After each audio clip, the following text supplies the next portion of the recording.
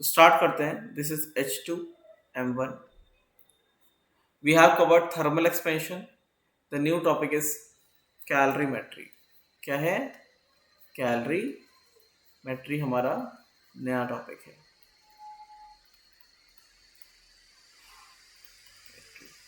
Calorimetry में the first name is calorie.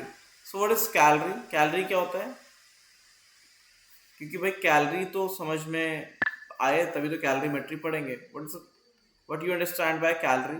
Calorie से क्या समझते हो? देखो, हर फूड पैकेट में आपका एक एनर्जी चार्ट होता है ना, that how much amount of energy you will get from this. मतलब बिस्किट के एग्जांपल ले लो. Suppose if you take a biscuit, Good Day, Parle G, कुछ भी ले लो, तो उसके पीछे लिखा रहता है इतने किलो कैलोरी पर इतना ग्राम. लिखा रहता है कि नहीं लिखा रहता है कि नहीं? बोलो. सो और इवन अगर आप जिम में भी जाओगे तो ये वर्कआउट करने से आप इतना कैलोरी बर्न करोगे, है ना, इस तरीके से रहता है. So what you understand bye calorie? So calorie is nothing. Calorie is क्या है? Is a unit of energy. Energy का यूनिट होता है ये. अच्छा, जूस क्या है? Juice is energy of unit. Sorry, energy of unit नहीं, उल्टा बोल रहा हूँ मैं. Joule is unit of energy. In the same way, calorie is also the unit of energy. Clear है कि नहीं? Is it clear? ठीक है. होता क्या है? One calorie is equal to 4.2 joules. 4.2 joules, ये फर्क होता है. ठीक है. One calorie is equal to 4.2 joules. ठीक है. Is it clear? क्लियर है? बोलो बेटा. Is it clear? Yes. ठीक है. अब कैलोरीमेट्री क्या है? कैलोरीमेट्री के बारे में पढ़ लें पहले, क्योंकि अब कैलोरीमेट्री से स्टार्ट कर रहे हैं. तो कैलोरीमेट्री इज अ विंग. थोड़ा सा स्पेस आप ऊपर भी लिख सकते हो, नीचे भी लिख सकते हो, जहां पे भी स्पेस खाली वहां लिख लेना. ठीक है. The study of heat flow heat flow and energy exchange. Which type of energy? Thermal energy. Which energy? Thermal energy. Energy exchange is called calorimetry. मतलब ये कैलोरीमेट्री, एनर्जी का फ्लो, एनर्जी कैसे स्टोर हो रहा है, हीट कैपेसिटी एंड ऑल, है ना, उसको बोलेंगे calorimetry. So what's a calorie? Calorie is a unit of energy. ठीक है. वन कैलोरी में 4.2 जूल होते हैं. ठीक है. इसका प्रॉपर डेफिनेशन होता है one calorie. One calorie is defined as amount of energy required to raise the temperature